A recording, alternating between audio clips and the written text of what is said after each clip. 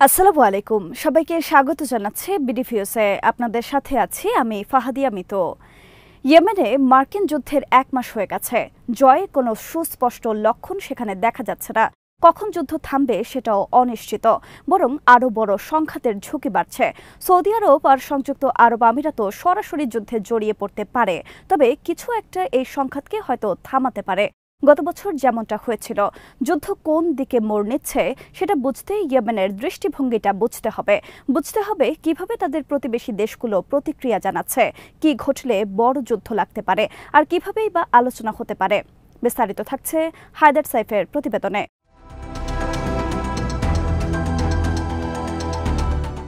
প্রত্যেকেই একমত যে ইয়েমেনের যুদ্ধটা গাজায় ইসরায়েলের যুদ্ধের সাথে জড়িত।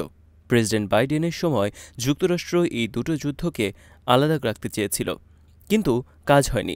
ফিলিস্তিনে ইসরায়েলের হামলার সাথে মিল রেখে হামলা চালিয়েছে ইয়েমেন।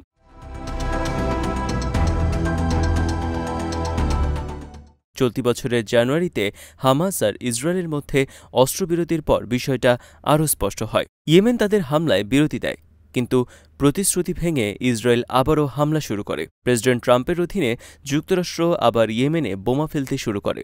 যুক্তরাষ্ট্রের দাবি, জাহাজে সুরক্ষার জন্য তারা এই হামলা করছে, কিন্তু হামলার কারণ হল যুক্তরাষ্ট্র ইসরায়েলি জাহাজের নিরাপত্তা দিচ্ছে। আগের অবস্থান থেকে সরে এসেছে যুক্তরাষ্ট্র। এখন তারা ইয়েমেন আর গাজা যুদ্ধকে প্রকাশ্যেই এক করে দিয়েছে।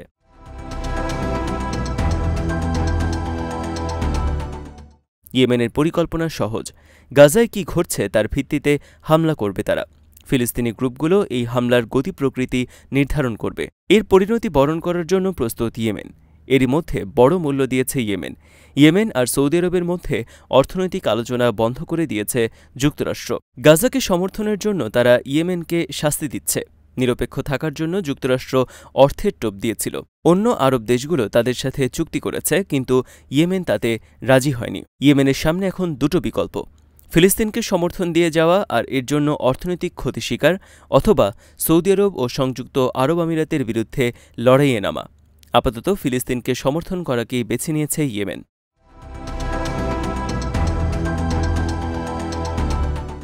ইয়েমেনের এই সিদ্ধান্তের পেছনে 3টি বিশ্বাস কাজ করছে। প্রথমত, ইয়েমেন মনে করে ফিলিস্তিনকে অবশ্যই সমর্থন দিতে হবে, এমনকি ইয়েমেনের নিজের ক্ষতি হলেও। দ্বিতীয়ত, ইয়েমেনের নেতারা আনসারুল্লাহ সবাই ইসরায়েলের নিয়ন্ত্রণের বিরুদ্ধে। যেসব উপসাগরীয় দেশ ইসরায়েলের পক্ষ নিয়েছে তাদের সাথে একমত হতে পারবে না তারা।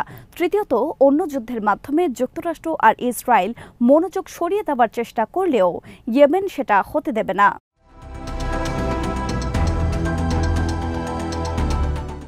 সৌদি আরব আর আরব আমিরাত ইয়েমেনের সিদ্ধান্তে অখুশি। 2022 সালের চুক্তি থেকে তারা সরে দাঁড়াচ্ছে। গাজাকে সমর্থন দেওয়ার কারণে তারা ইয়েমেনকে শাস্তি দিচ্ছে। এই সিদ্ধান্ত তাদের জন্য ভালো হবে না। আরব আমিরাত ইসরায়েলের সাথে সম্পর্ক আছে, সৌদি আরবও ইসরায়েলের আরও ঘনিষ্ঠ হচ্ছে। অন্যদিকে এদের হামলার শিকার ইয়েমেন সমর্থন দিচ্ছে ফিলিস্তিনকে। পার্থক্যটা খুবই পরিষ্কার। উপসাগরীয় দেশগুলোর হামলার শিকার ইয়েমেন ফিলিস্তিনের পাশে দাঁড়াচ্ছে, এই দেশগুলো দাঁড়াচ্ছে না।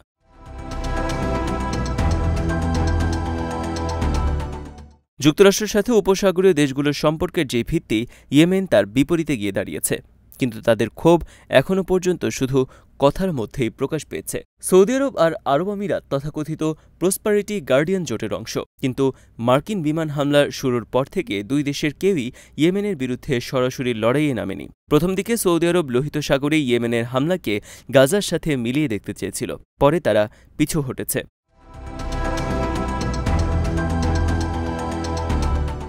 জানুয়ারিতে মার্কিন ব্রিটিশ বোমা হামলায় যোগ দিতে অস্বীকার করেছিল সৌদি আরব। মার্কিন বিমানকে তারা তাদের বিমান ঘাঁটিও ব্যবহার করতে দেয়নি। তারা আরও বলেছে ইসরায়েল নাকি এতে জড়িত নয়। সৌদি আরব ইয়েমেনের সাথে এখন আরেকটা বড় যুদ্ধে জড়াতে চায় না। ইয়েমেনের চাপে নিরপেক্ষ অবস্থান নিয়েছে সৌদি আরব আর আরব আমিরাত।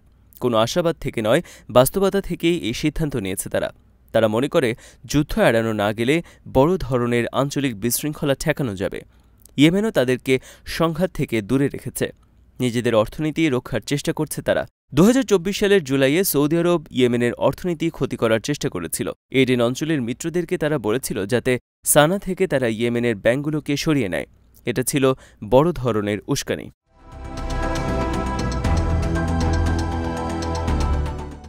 আনসারুল্লাহ নেতা আব্দুল মালিক আল হুথি তখন সৌদি আরবকে সতর্ক করেছিলেন। তিনি বলেছিলেন, এটা মার্কিন ইসরায়েল পরিকল্পনার অংশ। 2024-এর 7 জুলাই এক বক্তৃতায় তিনি বলেন, এটা তোমাদের জন্য আমেরিকার একটা ফাঁদ। যদি তোমরা এই পথে হাঁটতে চাও, হাঁটতে পারো। আমরা আমাদের দেশের ওপর কোনো হামলাকে মেনে নেব না। তিনি সতর্ক করে বলেছিলেন, পরিস্থিতির অবনতি ঘটনা হলে সেটা হবে বড় ভুল। ইয়েমেনের নিয়ম খুবই পরিষ্কার। সৌদি আরব ইয়েমেনের ব্যাংককে টার্গেট করলে ইয়েমেন সৌদি ব্যাংকগুলোকে টার্গেট করবে। তারা যদি সানার বিমানবন্দরে আঘাত হানে, ইয়েমেন রিয়াদের বিমানবন্দরে আঘাত হানবে। তারা ইয়েমেনের বন্দরে হামলা করলে ইয়েমেন তাদের বন্দরে হামলা করবে।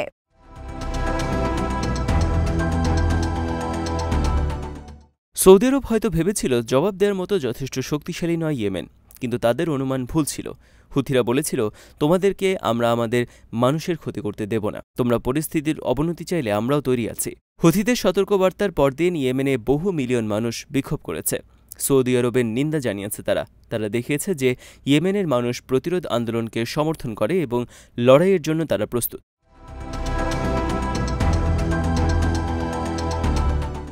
সৌদি আরব এটা জানে। ইয়েমেনে এটা আগে যে ঘটেছিল, জাতিসংঘ সেটাকে বিশ্বের সবচেয়ে ভয়াবহ মানবিক সংকট বলে আখ্যা দিয়েছিল। ইয়েমেনিরা এজন্য সৌদি আরব আর আরব আমিরাতকে দায়ী করে। আরেকটি এই ধরনের যুদ্ধ লাগলে তারা আরও ক্ষুব্ধ হয়ে উঠবে। ব্যাংক কেন্দ্রিক পরিকল্পনা থেকে পিছু হটেছিল সৌদি আরব। 2019 সাল থেকে 2021 সালে তাদের তেল ক্ষেত্রগুলোতে ইয়েমেনের হামলার কথা মনে করে সরে গিয়েছিল তারা।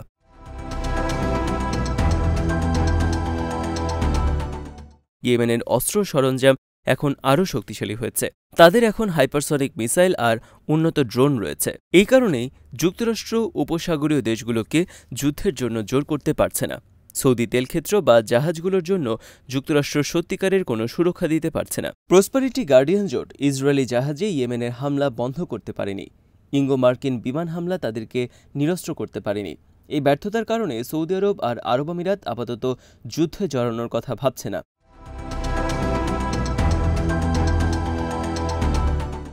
যুক্তরাষ্ট্র এখনও চাচ্ছে সৌদি আরব আর আরব আমিরাত যুদ্ধে নামুক। বাইডেন সেটা করতে পারেনি। ট্রাম্পের টিম আরও আগ্রাসী। উপসাগরীয় দেশগুলোকে প্রলুব্ধ করার জন্য তারা উন্নত অস্ত্রের টোপ দিতে পারে। উপসাগরীয় কিছু নেতা এটাকে সুযোগ হিসেবে দেখছেন। সিরিয়ায় আসাদ সরকারের পতন এবং আরও কিছু পরিবর্তনের কারণে তারা মনে করছেন এই অঞ্চলকে তারা বদলে দিতে পারবেন।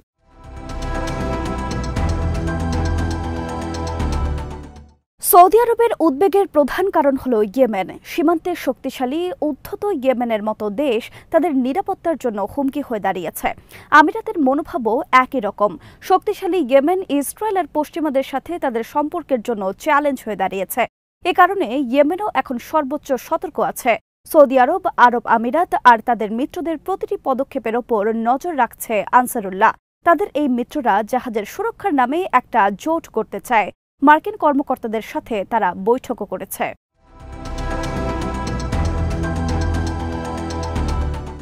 ইয়েমেন জানে এই গ্রুপগুলোকে সক্রিয় হতে হলে একটা শৃঙ্খলায় আসতে হবে।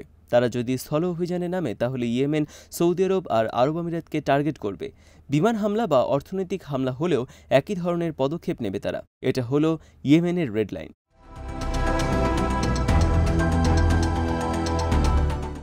4 এপ্রিল আব্দুল মালিক আল হুথি বেশ স্পষ্ট ভাষায় সতর্ক করেছেন। তিনি বলেছেন, প্রতিবেশীদেরকে আমি পরামর্শ দিচ্ছি, সতর্ক করছি, ইসরায়েলকে সহায়তা করার ব্যাপারে তোমরা আমেরিকাকে সাহায্য করো না।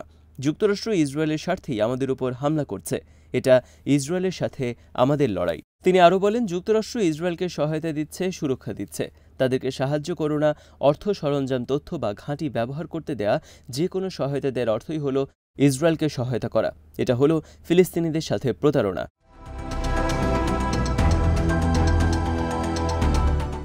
তিনি বলেন, এটা শুধু সতর্কতা নয়, এটা একটা প্রতিশ্রুতি। যুক্তরাষ্ট্রকে যারাই সাহায্য করবে তাদেরকে যুদ্ধের অংশ ধরে নেওয়া হবে এবং তাদেরকে এর পরিণতি ভোগ করতে হবে। জাহাজ পরিবহনের সুরক্ষার নামে সৌদি আরব, আরব আমিরাত, আরব ও আফ্রিকার আরও যেসব দেশ আমেরিকার সাথে যোগ দেওয়ার চিন্তা করছে তাদের সবার উদ্দেশ্যেই এই বার্তা দেন আব্দুল মালিক। ইয়েমেন যে কোনো কিছুর জন্যই প্রস্তুত। তারা কোনো কিছুতেই বিস্মিত হবে না আর এই লড়াইয়ে তারা একাও থাকবে না।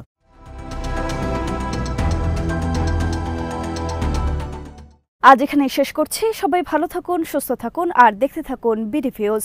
চ্যানেলটি ভালো লাগলে সাবস্ক্রাইব করুন, সংযুক্ত থাকুন আমাদের ফেসবুক পেজে। আল্লাহ হাফেজ।